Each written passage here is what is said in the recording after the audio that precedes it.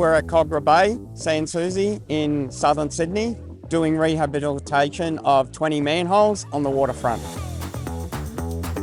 Yeah, multiple raft of issues across the different manholes, and each of them access is good in some and not so great in the others. You know, the boys are wading in the tides to get access. We have scaffold to help get us in and out of the manholes. Been a lot of challenges at the project to this date. Obviously the environment, very sensitive area to be working in, as well as weather conditions and the tide. So quite often we're working in gumboots in and out of, dangerous situations with access to manholes. We've got scaffolding around the manholes to assist with the crews getting more productivity and work around the area.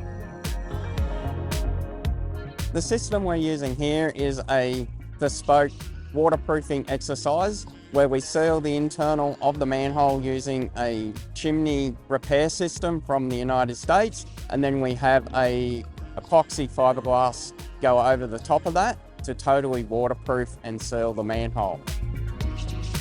This process has been developed with the supplier over many years, and we come to a great understanding with Sydney Water as a preferred supplier.